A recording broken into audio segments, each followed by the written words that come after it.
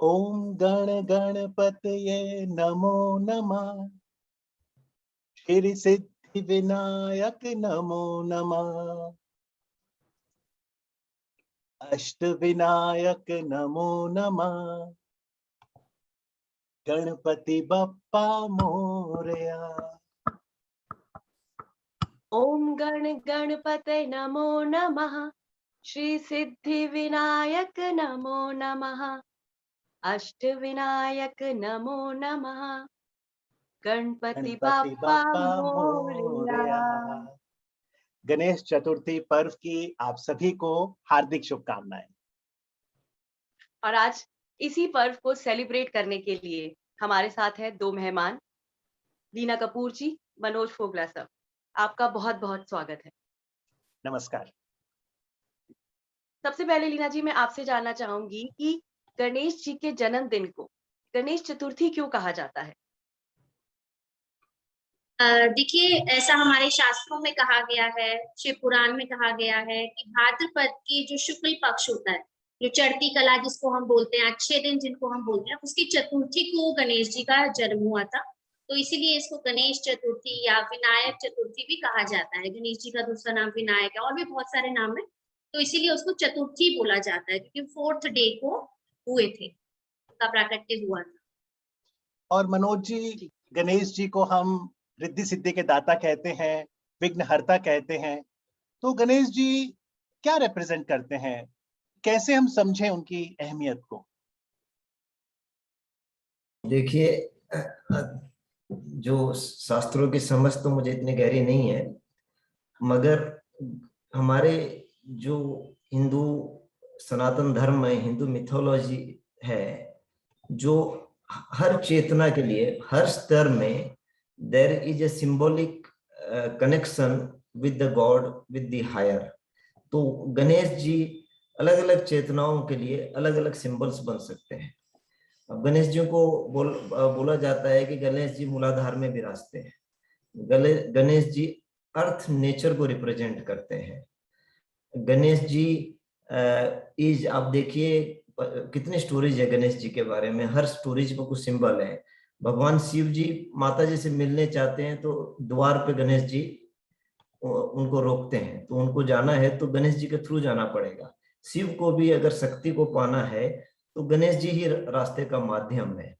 सो ऐसा बोला गया है कि हमारी जो सरपेंट एनर्जी है, in sense of meditation also, उस पर गणेश जी विराजते हैं। So if you do anything which is auspicious, which is fulfilling, which is towards the purpose of your life, Ganesha is the root.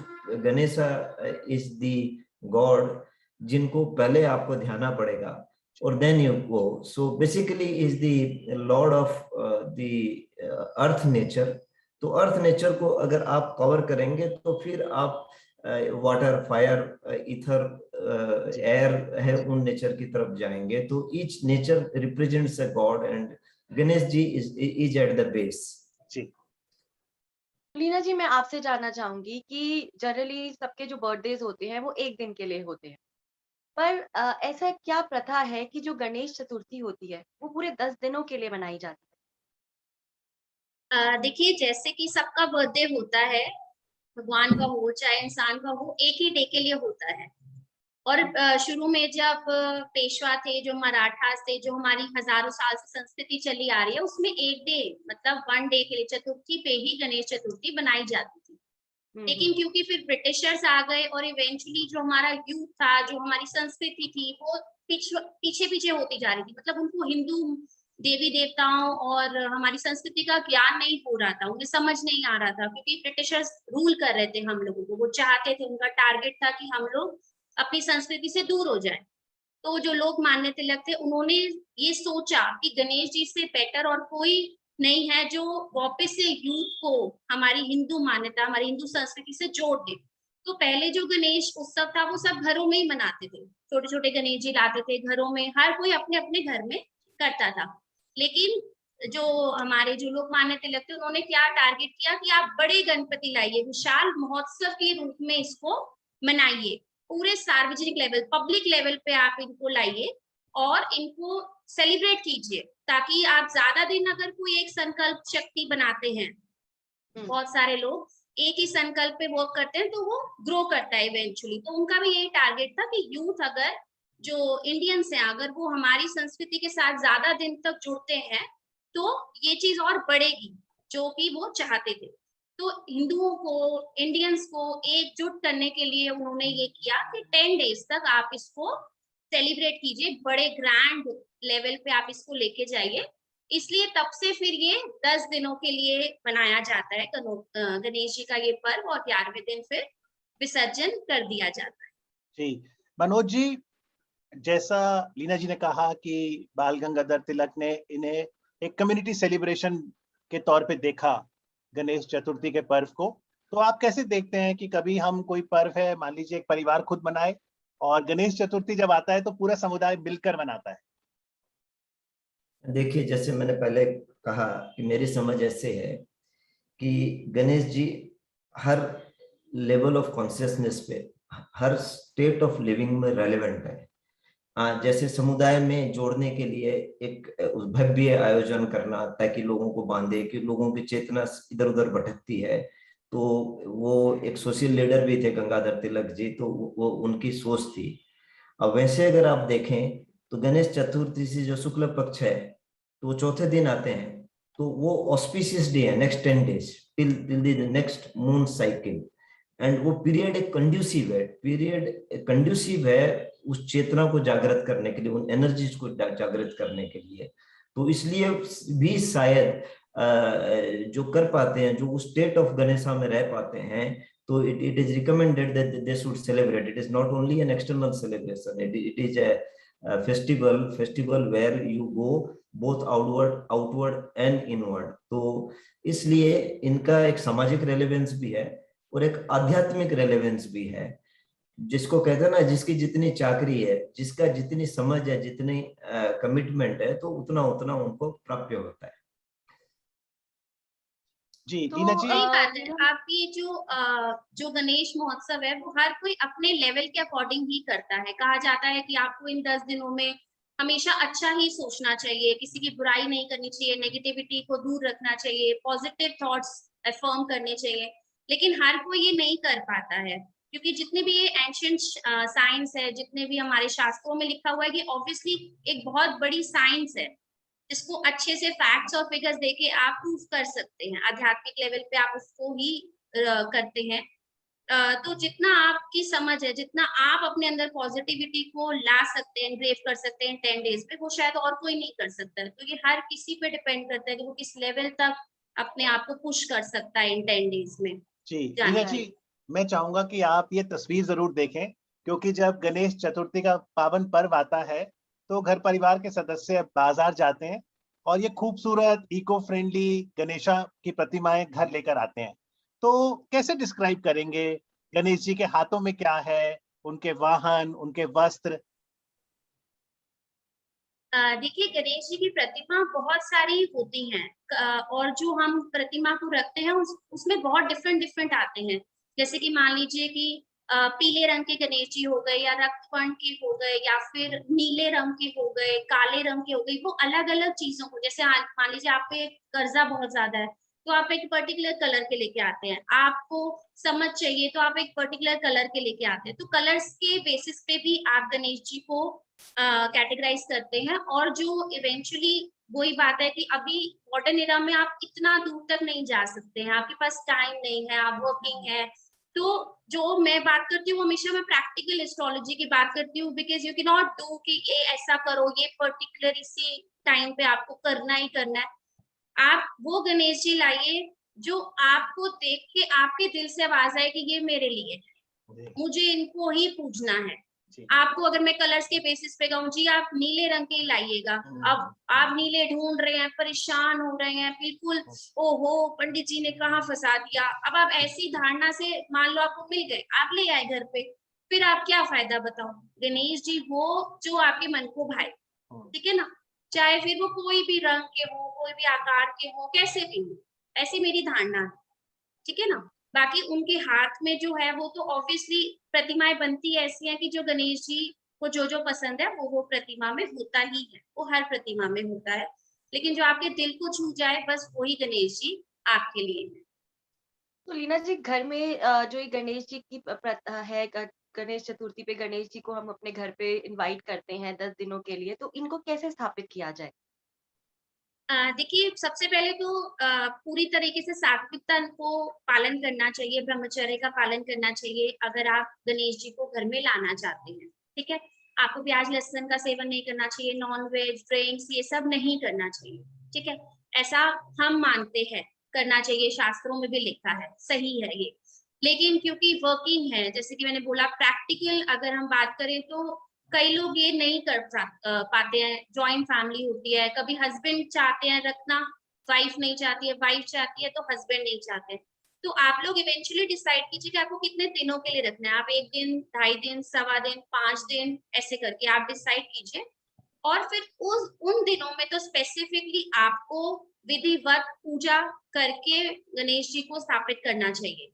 आप चौकी लाइए, पीला कपड़ा उस पे बिछाइए, गणेश जी को विराजमान कीजिए, उनकी जो पसंदीदा जो भोग का सामान है, मोदक, मालपुआ, लड्डू, वो सब आप उन्हें दीजिए। पानी जरूर रखिए, कलश की स्थापना कीजिए, दीपक जलाइए। जैसे आपके घर में सपोज किसी सेलिब्रिटी भी आना है, आप क्या करेंगे? बेस्ट से बेस्ट कर्टेन्स लगाएंगे, वॉलपेपर अपना चेंज कर देंगे, बेडशीट, मतलब एकदम परफेक्ट कर देंगे ड्राइंग रूम को, राइट। वैसे ही गणेश जी हैं, सोचिए कि सेलिब्रिटी आ रहे हैं और बस जो आप वैसा करेंगे ना वो ही आप गणेश जी के लिए कीजिए। जी। कोई साइंस नहीं है कि आप ये फलाना पत्ते इतने करिए, ये करना ही करना है, ऐसा नहीं। जैसे आप सेलिब्रिटी के टाइम पे किसी से नहीं ना पूछते, बेस्ट शॉप में जाके बेस्ट चीजें लाते हैं, वैसे ही गणेश जी के लिए करना है, बेस्ट से बेस्ट मिठाई और बेस्ट से बेस्ट चीजें, क्योंकि उनको मिठाई बहुत पसंद है, तो बस वही जी, करना है। और मिठाई की जब बात आती है तो हमें मालूम है कि उनकी प्रिय मिठाई मोदक है। और फूलों की बात करें तो ये जो खूबसूरत हिबिस्कस यानी गुड़हल का फूल है, ये गणेश जी को बहुत पसंद है। और साथ ही अगर उनके वाहन की बात करें तो वो है एक चूहा। मनोज जी, आप कैसे देखते हैं किसी भी देव देवताओं के प्रिय प्रसाद को, प्रिय फूल को, उनके वाहक को? सरस्वती माता की बात करते हैं तो उनकी जो वाहक है वो एक स्वान है। हम शिव जी की प्रतिमा जब देखते हैं तो उनके गले में नाग होता है। ऐसे ही जब अगर चूहा वाहक है गणेश जी का, तो हम कैसे समझें इसे? देखिए, मेरी जितनी समझ है कि देवी देवताओं के जो ये वाहन होते हैं, कुछ प्रिय खाने का सामान होता है या कोई अस्त्र होता है, तो देवी देवता एक ऐसा मानना है कि they symbolises various energy point in our own self. So, what we are offering to the God, we are actually offering to ourselves.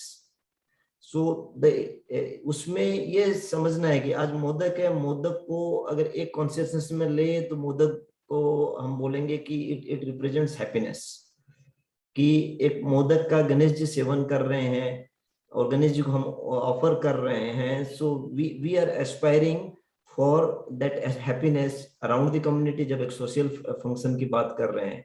और इंडिविजुअल अगर हम कर रहे हैं तो हमारे अंदर में, हमारी चेतना में शुद्धता है, हमारे विचारों में शुद्धता है एट ए नॉर्मल लेवल, और कोई आध्यात्मिक लेवल में है तो modak will represent bliss. Modak will represent your connection with the godliness. जैसे शिव जी को गणेश जी के थ्रू से शक्ति के पास जाना पड़ेगा, तो वैसे modak will represent that this is what he has to offer. So whenever you are offering to the deity, actually you are offering inside, the deities are inside. So जितनी आपकी शुद्धता आती है उतना भगवान का वास आप में हो रहा है, देवताओं का वास हो रहा है। तो ये दीज आर सिंबलिज्म, इसीलिए अस्त्र है। अस्त्र है तो ये हमारे कुछ नेगेटिविटी को नष्ट करने के लिए है। It has to be seen that way. It is not that there is some demon is there and physically जाके हम लोग violence कर रहे हैं, मार रहे हैं। So I think this in एक larger context ऐसे समझना चाहिए without going into specific details. Leena जी, मैंने कहीं सुना था कि तुलसी जो होती है बहुत पवित्र होती हैं, हर जगह तुलसी की पूजा की जाती है। पर स्पेशली गणेश चतुर्थी में ये कहा जाता है कि उनकी पूजा के समय में तुलसी रखना हम नहीं रख सकते हैं, तो ये ऐसा क्यों? देखिए, शास्त्रों में ऐसा बोला गया है कि गणेश जी से विवाह करना चाहती थी माँ तुलसी, और उस टाइम वो जो थे वो तप में थे, तो उन्होंने उनको श्राप दिया था कि आप मेरी पूजा में कभी भी नहीं आ पाएंगी। तो इवेंचुअली फिर तुलसी माँ ने भी श्राप दे दिया था गणेश जी को कि आपकी 2 वाइफ्स होंगी, 1 वाइफ नहीं होगी। तो हम सभी जानते हैं कि 2 शादियां, तो लेडीज से शादी हुई है। तो तुलसी माँ को श्राप दिया था गणेश जी ने, इसीलिए कभी भी हम तुलसी को पूजा के टाइम पे, गणेश जी की जब पूजा होती है तो उसको नहीं रखते। शिव जी की भी पूजा में हम तुलसी माँ को नहीं चढ़ाते हैं, तो वो हमें नहीं करना चाहिए गणेश पूजन में।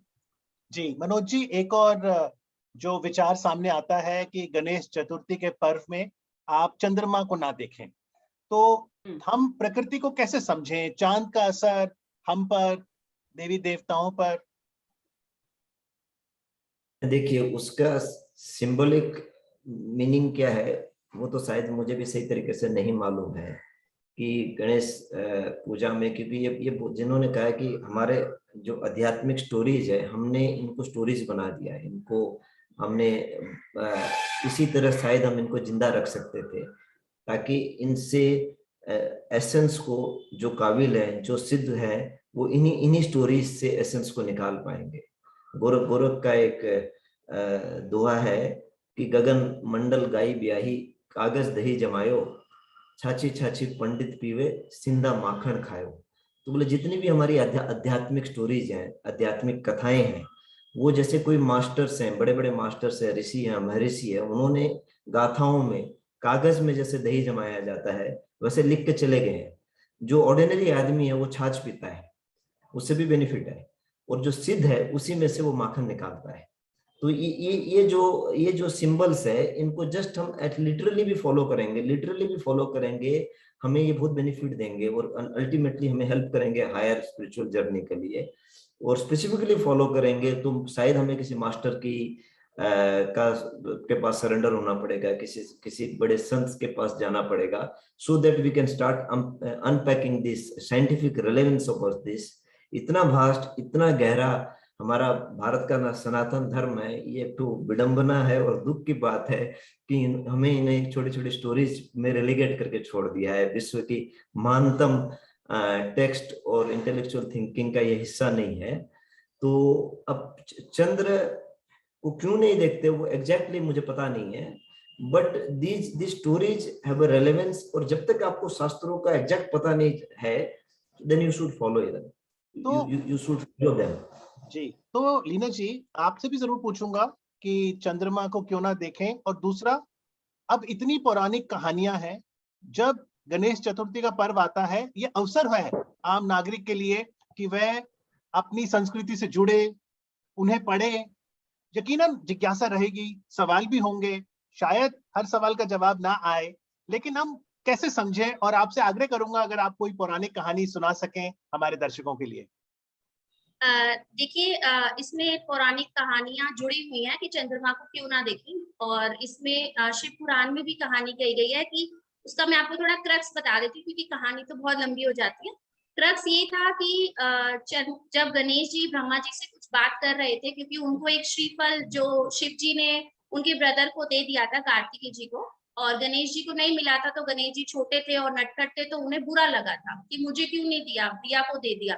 तो ब्रह्मा जी ने ही ये डिसीजन दिया था शिव जी को कि आप इनको दे दीजिए, इनको मत दीजिएगा, क्योंकि वो बड़े हैं, बड़ों को ही मिलना चाहिए। तो बड़े भाई को दे दिया। तो ब्रह्मा जी ने जब कोई काम कर रहे थे पृथ्वी पे, क्योंकि वो ही सब करते हैं, तो गणेश जी बार बार उसमें विघ्न डालने लग पड़े, बार बार उनको बोला कि ये मत करो, वो मत करो, विघ्न डालने लग पड़े। तो चंद्रमा को हंसी आ गई, चंद्रमा मजाक बनाने लग पड़े गणेश जी का। तो गणेश जी पहले से ही गुस्से में थे, तो उन्होंने उनको श्राप दे दिया कि तुम्हें ज्यादा हंसी आ रही है, तुम्हें ज्यादा खुशी हो रही है, तो तुमसे जो तुम्हारा ये जो तेज है, ये जो तुम्हारी चमक है, ये जो तुम्हें नाज है अपने ऊपर, वो काली माँ में बदल जाएगा और तुम्हारी कोई पूजा नहीं करने वाला है, तुम अंधेरे में रहना हमेशा।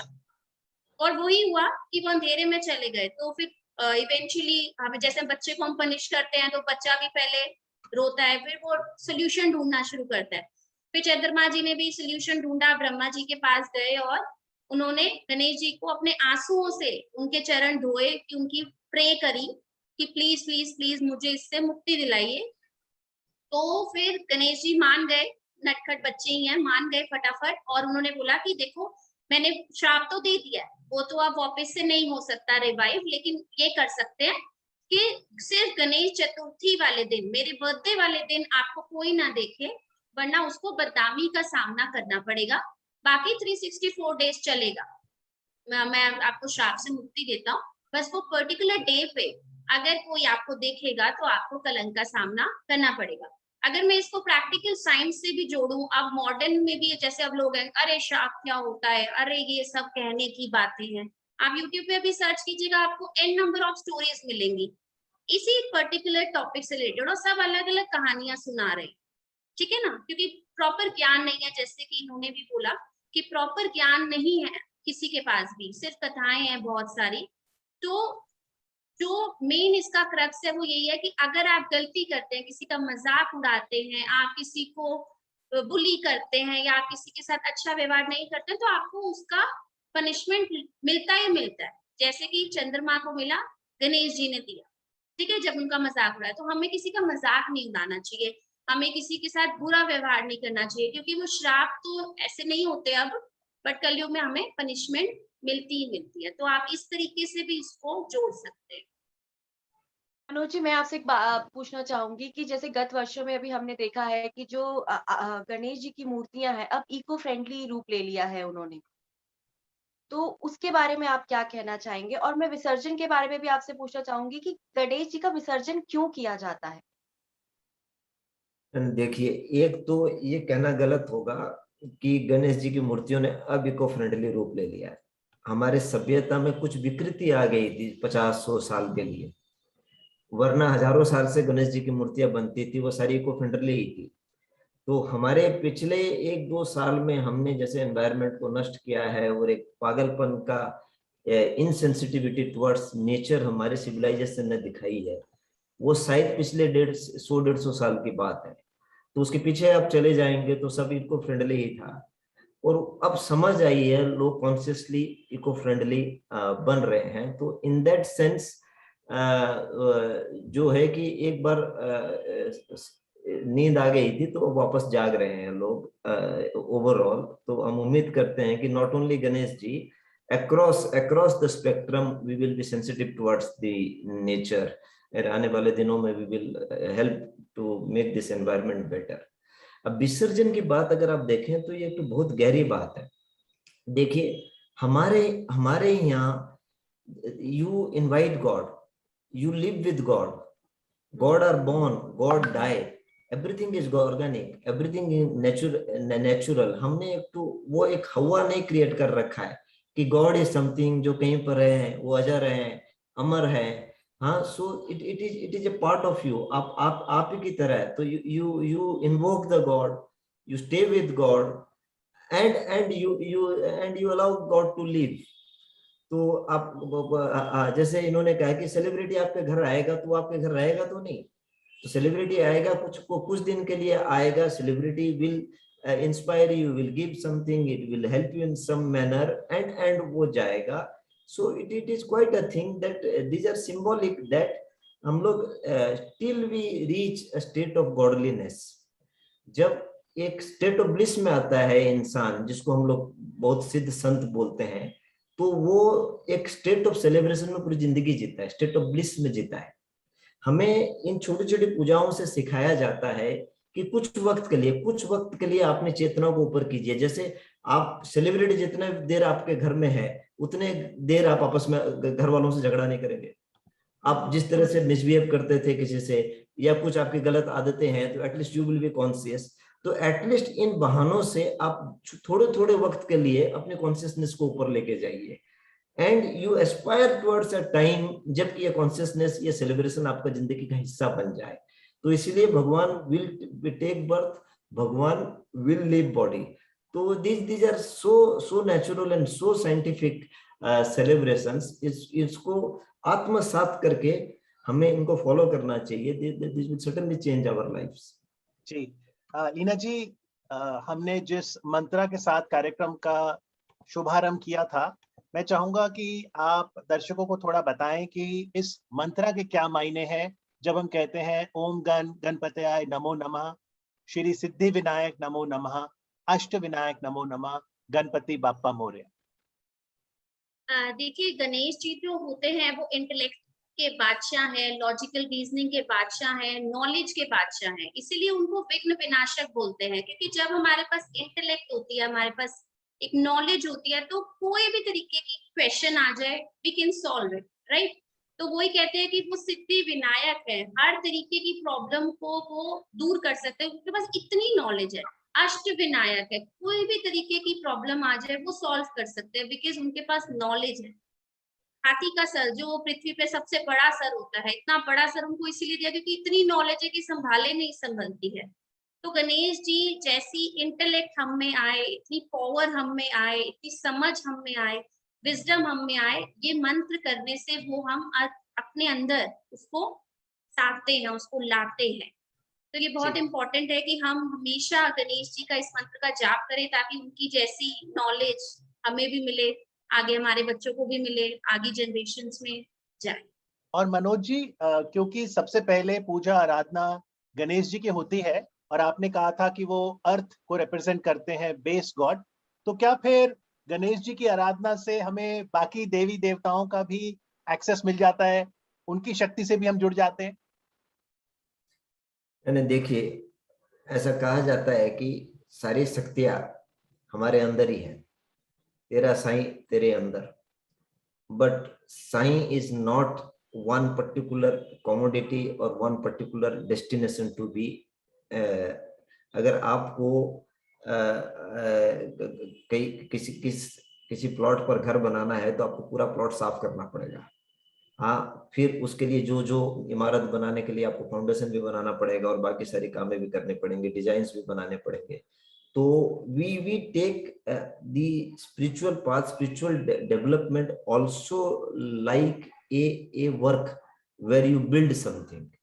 So अब गणेश जी है, गणेश जी को आप ध्याते हैं, यू अब बोलते हैं कि जैसे हमारे 7 चक्र होते हैं, तो जनरली लोगों को तंग क्या करता है, लोगों को अर्थ नेचर है, लोग पैसे के पीछे भागता है, लोग काम के पीछे भागता है, लोग रिकॉग्निशन के पीछे भागते हैं।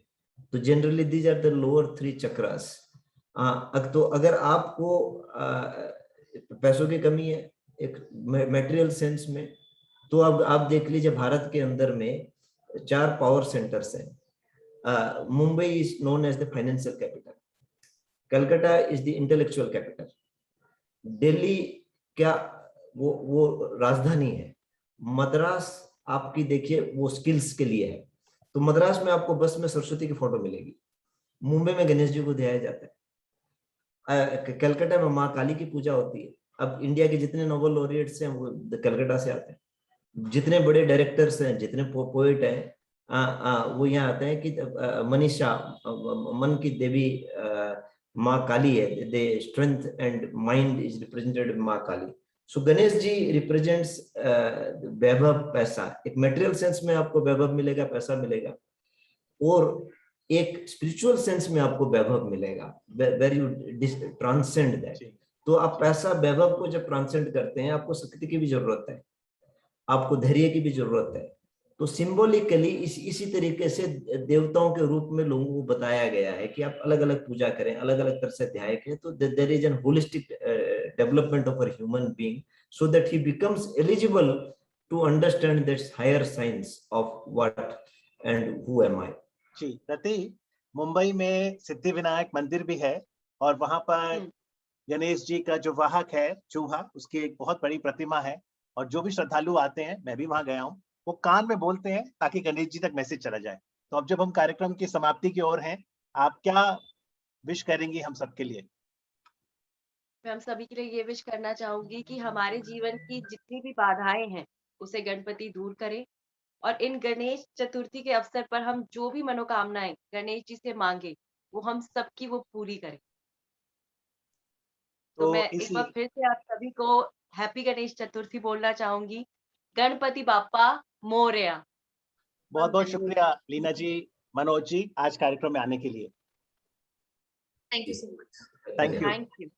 हे वीर गणपति, तुम्हें प्रिय मोदक, तुम्हें प्रथम निमंत्रण हो जिसका, उस काज में ना कोई अवरोधक। हैप्पी गणेश चतुर्थी। बहुत बहुत शुक्रिया आप सभी का। जी, थैंक यू।